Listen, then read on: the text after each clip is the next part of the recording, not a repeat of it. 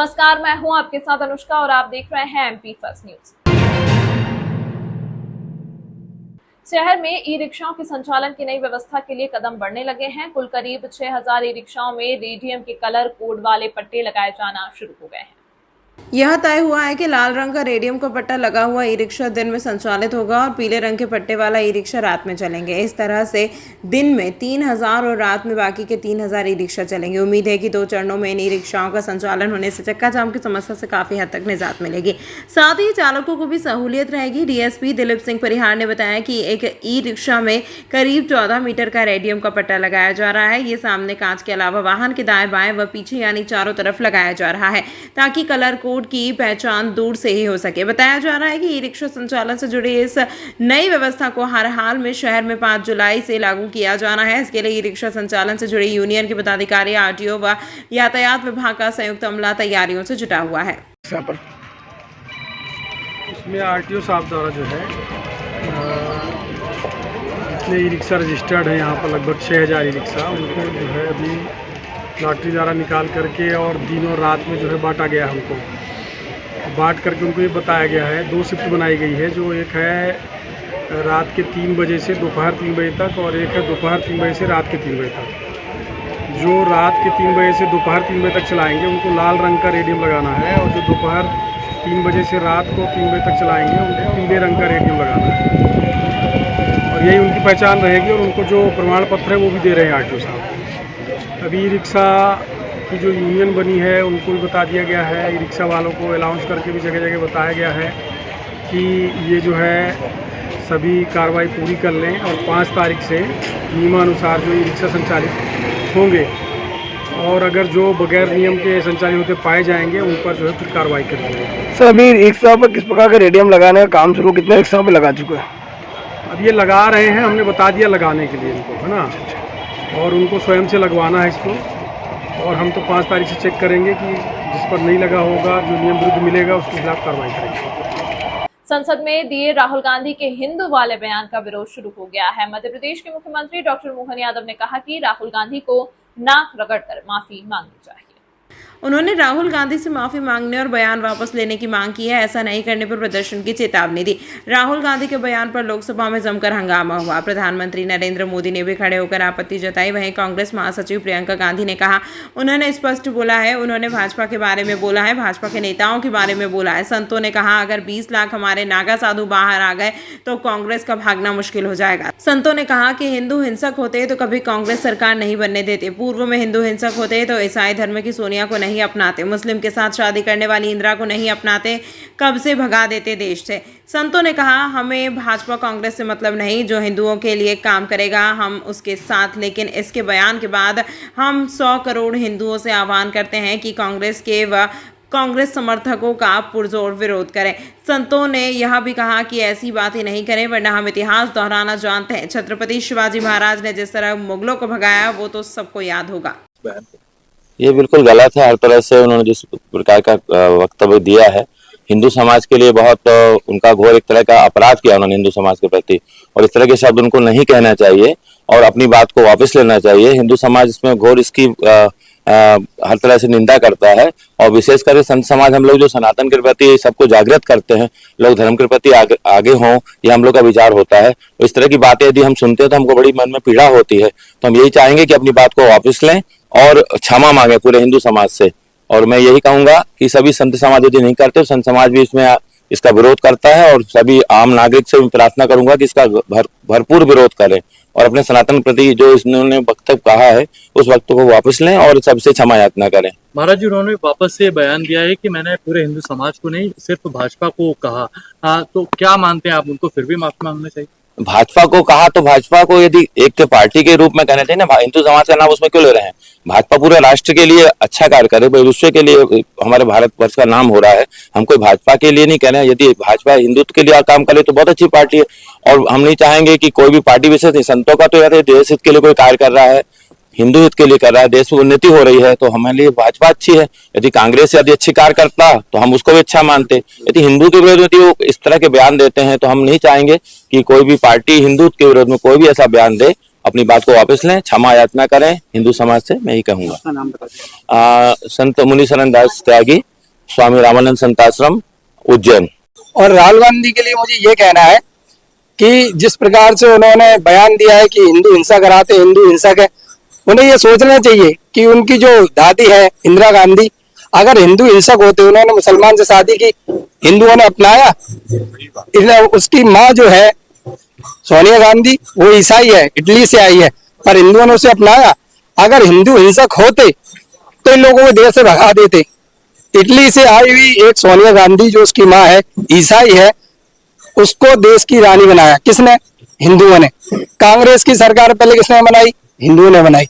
हिंदू हिंसक किसी प्रकार से नहीं, लेकिन अगर ये ऐसे भाषण देते हैं और अनर्गल बात बोलते हैं, हिंदुओं के लिए, हिंदुओं को आहत करने का कार्य करते हैं, तो मेरा हिंदू भाई बहनों से, देश के 100 करोड़ हिंदुओं से निवेदन है आपके न्यूज चैनल के माध्यम से कि ऐसी कांग्रेस सरकार और ऐसे कांग्रेसी मानसिकता वाले लोगों का बहिष्कार किया जाए पूरी तरह।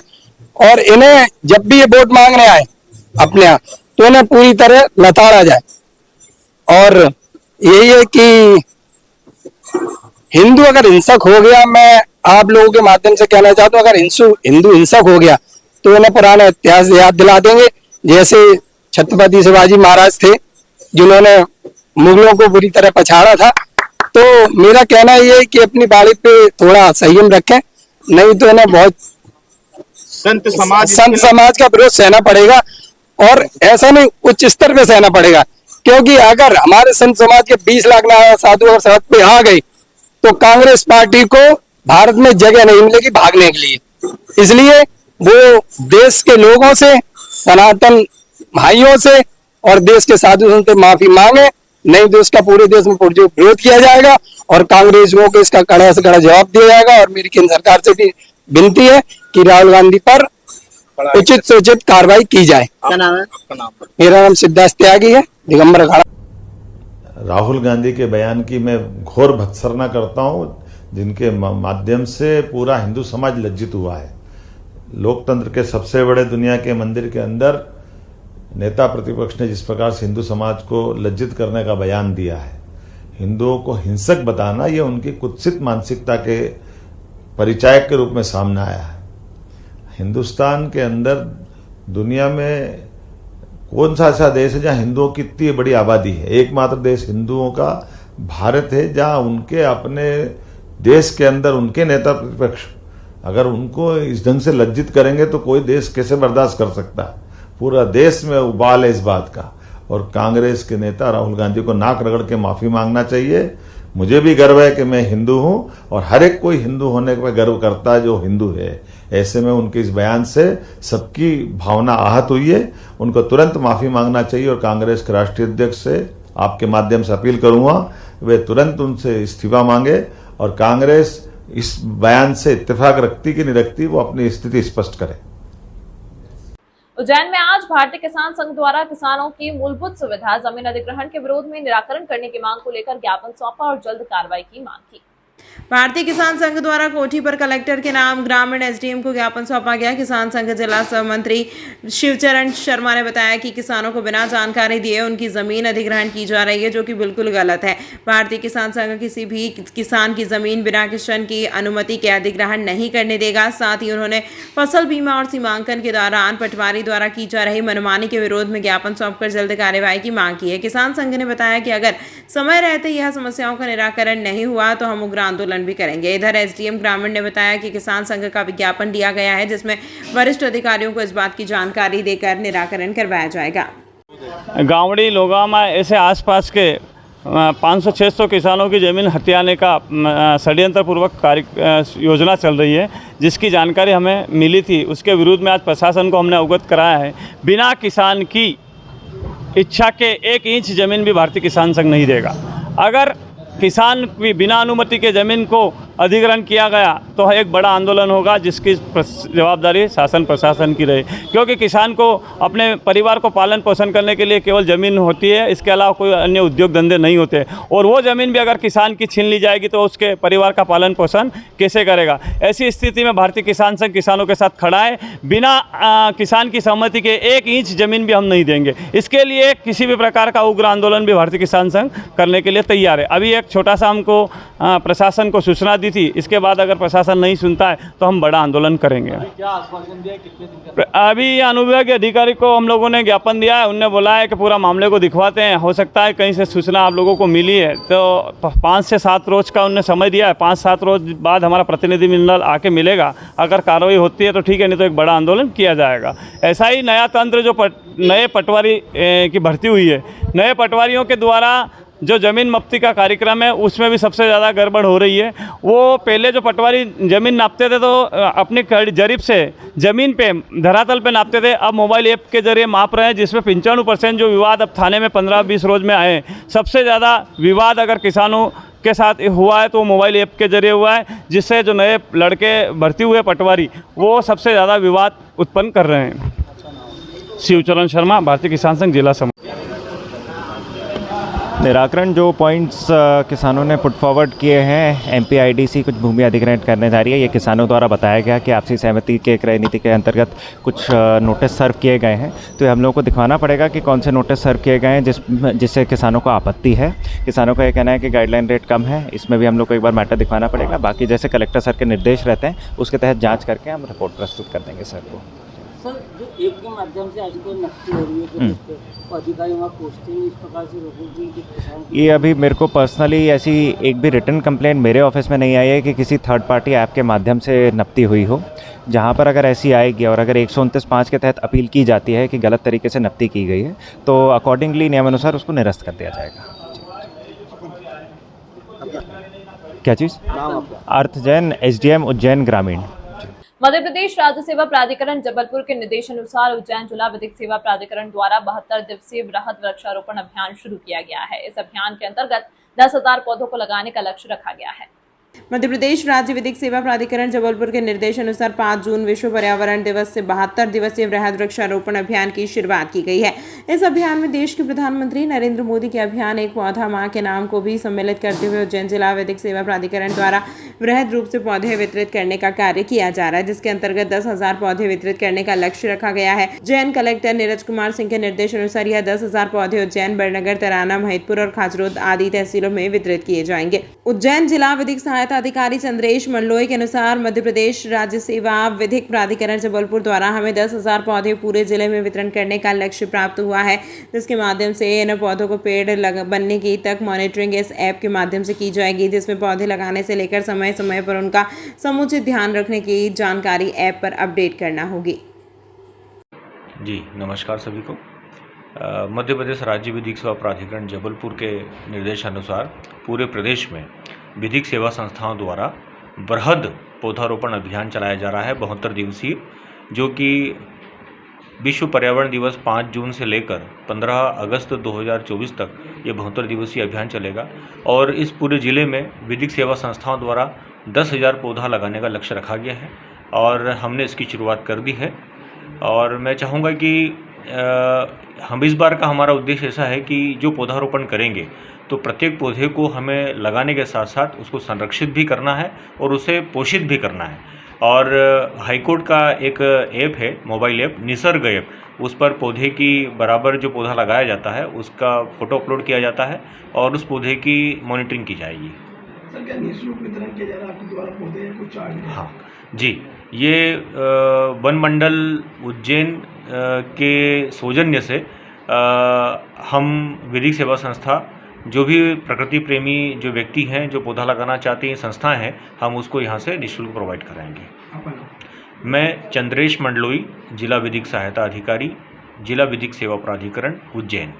नज़मी ग्रुप की ओर से प्रतिवर्ष दाऊदी बोहरा समाज के लिए नए साल के उपलक्ष्य में कैलेंडर का निःशुल्क वितरण किया जाता है। 7 जुलाई को इस्लामिक मिस्री नववर्ष शुरू। नज़मी ग्रुप के अध्यक्ष खौजेमा चांदा भाई वाला ने जानकारी देते हुए बताया कि भारतीय जनता पार्टी के वरिष्ठ नेता एवं मध्य प्रदेश शासन में नगरीय प्रशासन मंत्री श्री कैलाश जी विजयवर्गीय द्वारा नज़मी ग्रुप के नववर्ष के कैलेंडर का विमोचन हुआ। हर वर्ष हिजरी और अंग्रेजी कैलेंडर समाजजनों को निःशुल्क नज़मी ग्रुप वितरित करता है। इस दौरान नगरीय प्रशासन मंत्री ने दाऊदी बोहरा समाज को नववर्ष की बधाई देते हुए कहा कि समाजजन अधिक से अधिक पौधे लगाएं एवं पेड़ों को सुरक्षित रखें। प्रकृति के प्रति सभी को सजग होना आवश्यक है। कैलेंडर के विमोचन के अवसर पर समाज के हाजी मुल्ला कुतुब फातिमी, मुस्तफ़ा, रौनक, खौजिमा प्रेस वाला, मोइजुद्दीन लठावाला, हुसैन कैजार, अत्तार, आनंद सक्सेना एवं इंदौर भाजपा नेता हरिनारायण यादव उपस्थित थे। नज़मी ग्रुप ने माननीय मंत्री कैलाश जी विजयवर्गीय का शॉल एवं श्रीफल मोती की माला पहनाकर स्वागत किया। चालू हो गया। मैं दाऊदी बोहरा समाज के सभी लोगों को नए वर्ष की बधाई देता हूं, शुभकामनाएं देता हूं। नया वर्ष मुहर्रम से चालू हो रहा है और नए वर्ष में नया संकल्प लें पेड़ लगाने का। निश्चित रूप से हमारे जीवन के लिए वृक्ष बहुत जरूरी है और इसलिए इस बरसात में हम कितने ज़्यादा से ज़्यादा पेड़ लगा सकें, इसके लिए पूरा समाज इकट्ठा होकर सोचे, काम करे, वृक्षारोपण करे और उस पेड़ को बड़ा करे। यह निश्चित रूप से आपको एक जीवन में संदेश भी देगा। नर्सिंग कॉलेज के विद्यार्थियों ने जनसुनवाई में पहुंचकर कलेक्टर से लगाई मदद की गुहार। कॉलेज प्रबंधन पर दस्तावेज और फीस वापस नहीं करने का लगाया आरोप। विद्यार्थी राम सोलंकी का आरोप है कि कॉलेज प्रबंधन ने हमारे ओरिजिनल दस्तावेज रख लिए हैं। इसके साथ ही पूरे शैक्षणिक सत्र की फीस भी हमसे जमा करा ली गई थी, जिसे अब मांगा जा रहा है तो कॉलेज प्रबंधन देने से मना कर रहा है। वहीं पूरे मामले को लेकर कलेक्टर नीरज कुमार सिंह का कहना है कि जनसुनवाई में कुछ विद्यार्थियों ने इस संबंध में शिकायत की है, जिसके निराकरण के लिए CMHO को बुलाकर निर्देश दे दिए गए। आपको बता दें कि CBI की जाँच के बाद उज्जैन की JK नर्सिंग कॉलेज की मान्यता को रद्द कर दिया गया है, जिसके बाद विद्यार्थी अपने अधिकार के लिए परेशान हो रहे हैं। नर्सिंग कॉलेज के स्टूडेंट आए थे, उनको फीस वगैरह एक मामला जो है नर्सिंग कॉलेज का आया था, जिसमें कि जो कॉलेज सील किया गया है उसमें उनका कहना था कि उनको कागज़ वगैरह नहीं लौटाए जा रहे हैं। तो इसमें CMHO को ये निर्देशित किया गया है कि जो है वहाँ के एडमिनिस्ट्रेटर को बुला करके ये कागज़ वगैरह लौटाने की कार्रवाई पूर्ण की जाए और यदि वो इसमें नहीं मानते तो उसमें जो भी यथोचित दंडात्मक कार्रवाई होती है वो की जाए। आज कलेक्टर साहब से जनसुनवाई में कुछ आवेदन दिया, क्या पूरा मामला? ये जो BSc नर्सिंग का जो चल रहा है 2020 से वही मामला है। तो अब जांच चालू हुई CBI की, तो हमारे जो उज्जैन में जो JK नर्सिंग कॉलेज है वो फर्जी साबित हुआ था और उसकी मान्यता निरस्त कर दी गई है और उसको शासन द्वारा सील कर दिया गया है। और वहाँ पर कम से कम 120 बच्चे हैं जिनकी वहाँ पर डॉक्यूमेंट जमा है और फीस जमा है। तो हम फीस वापसी की मांग को लेकर यहाँ पर आए थे, क्योंकि उसमें ऐसे बच्चे हैं जिनके अभी हमारे साथ एक लड़का खड़ा है, इसके पिताजी ट्रक ड्राइवर हैं। वो कैसे ब्याज से पैसा उन्होंने भरा। एक लड़का सचिन नाम का लड़का है शाजापुर क्षेत्र से, उन्होंने उसके पिताजी ने ब्याज से पैसा लिया और पिताजी की डेथ हो गई। अब उस बच्चे को पैसा भरना पड़ रहा है, पैसे भर नहीं पा रहा है, आत्महत्या करने पे मजबूर है। तो ऐसे कई विद्यार्थी ऐसे हैं जिन्होंने ब्याज से या फिर गहने गिरवी रख या जमीन गिरवी रखकर पैसा जमा किया है और कॉलेज में इनके एक तो 4 साल खराब हो गए और नहीं पैसा वापस कर रहे। तो हमारी इतनी सी मांग है कि इनका डॉक्यूमेंट और पैसा वापस करें ताकि अन्य जगह एडमिशन लेके इनका भविष्य निश्चित करें। कॉलेज वाले क्या कह रहे हैं इसमें? कॉलेज वाले बोल रहे हैं, बोले हमने फीस वापस नहीं करेंगे। और कुछ बच्चे जाते हैं बात करने के लिए, तो एक बच्चे को अभी मैं आ नहीं पाया वो, और बच्चा गया था और वहाँ पर कहा सुनी हुई तो बच्चे को मारा भी सही लोगों ने। डॉक्यूमेंट के लिए क्या कह रहे हो? डॉक्यूमेंट के लिए डॉक्यूमेंट देने के लिए तैयार हैं, वो बोलते हैं कि हाँ दे देंगे डॉक्यूमेंट, पर वो फीस तो वापस नहीं कर रहे। ऐसे कितने विद्यार्थी हैं? 120 विद्यार्थी हैं। कलेक्टर साहब से मैंने क्या बोला? कलेक्टर साहब ने यही कहा है, CMHO को बुलाया, उन्होंने कहा है कि इनके डॉक्यूमेंट और फीस वापस करो। आपका नाम? राम सोलंकी। कॉलोनी सेल विभाग की समीक्षा बैठक में अवैध कॉलोनी पर कार्रवाई करने के लिए महापौर मुकेश टिटवाल ने अधिकारियों को निर्देश दिए। कॉलोनी सेल की समीक्षा बैठक निगम में बैठक आयोजित की गई। बैठक में महापौर मुकेश टिटवाल ने निर्देश दिए कि कॉलोनी सेल विभाग अंतर्गत विभाग द्वारा जिन कॉलोनी का पूर्णता प्रमाण पत्र जारी किया गया है उनकी सूची उपलब्ध करवाते हुए जिन कॉलोनाइजर द्वारा अवैध कॉलोनियां काटी गई हैं उन पर कार्यवाही करने के साथ कॉलोनी की पूर्णता प्रमाण पत्र जारी करते समय मुख्य रूप से पानी की निकासी की व्यवस्था, सड़क नाली, प्रकाश व्यवस्था की जाँच करने के पश्चात ही पूर्णता प्रमाण पत्र जारी करें। साथ ही अधिकारियों ने निर्देशित किया कि कॉलोनी निर्माण के समय सुपरविजन करें। बैठक में कॉलोनी सेल प्रभारी डॉक्टर योगेश्वरी राठौर, कार्यपालन यंत्री पीयूष भार्गव, PC यादव, समस्त जोनल अधिकारी मौजूद रहे। सेल की जो बैठक की क्या निर्णय लिए? आज कॉलोनी सेल के अंतर्गत कॉलोनी की मीटिंग ली गई है और हमारे अध्यक्षता कर रहे थे माननीय महापौर मुकेश टिटवाल जी।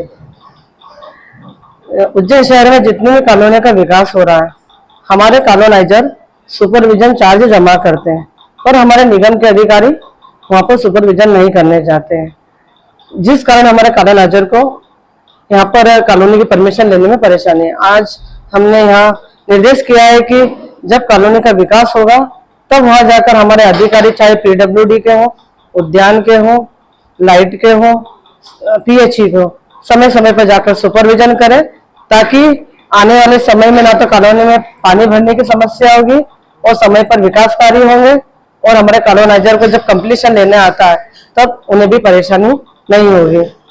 और दूसरे, हमारे शहर में जो अवैध कॉलोनियां बन रही हैं, तो एक हमने जवाबदारी भी तय की है कि अब आने वाले समय में अगर अवैध कॉलोनी का निर्माण होता है तो सारी जवाबदारी BOBI की रहेगी। साथ ही अभी उज्जैन शहर में 3 से 4 अवैध कॉलोनियां बन गई है, उसको भी निर्देशित किया है कि किसके समय बनी है और कैसे बनी है। इससे लेकर यहाँ पर आज MIC कॉलोनी सेल की मीटिंग रखी गई थी, ताकि हमारे शहर की कॉलोनी में पानी ना भरा है और शहर की जनता को मूलभूत सुविधा मिल सके, इसको लेकर आज मीटिंग रखी गई थी। श्री महाकालेश्वर मंदिर उज्जैन के समीप स्थित महाराजवाड़ा को 10 करोड़ से अधिक की लागत से हेरिटेज होटल के रूप में डेवलप किया जा रहा है। मंगलवार सुबह कलेक्टर श्री नीरज कुमार सिंह ने महाराजवाड़ा पहुंचकर निर्माण कार्यों को बारीकी से अवलोकन किया और निर्माण एजेंसी MP टूरिज्म और संबंधित ठेकेदार को तेजी से कार्य पूर्ण करने के निर्देश दिए। उल्लेखनीय है कि सिंहस्थ 2028 की तैयारियों के क्रम में महाराजवाड़ा को हेरिटेज होटल बनाया जा रहा है, जिसमें 21 से अधिक रूम, रूफटॉप रेस्टोरेंट आदि कार्य प्रस्तावित किए गए हैं। कलेक्टर श्री सिंह ने MP टूरिज्म के अधिकारियों को निर्देशित किया है कि कार्यों को गुणवत्तापूर्ण रूप से समय पर पूरा कराएं। इसके बाद कलेक्टर श्री सिंह ने लोक निर्माण विभाग अंतर्गत विभिन्न सड़क निर्माण कार्यों का भी निरीक्षण किया और आवश्यक दिशा निर्देश दिए।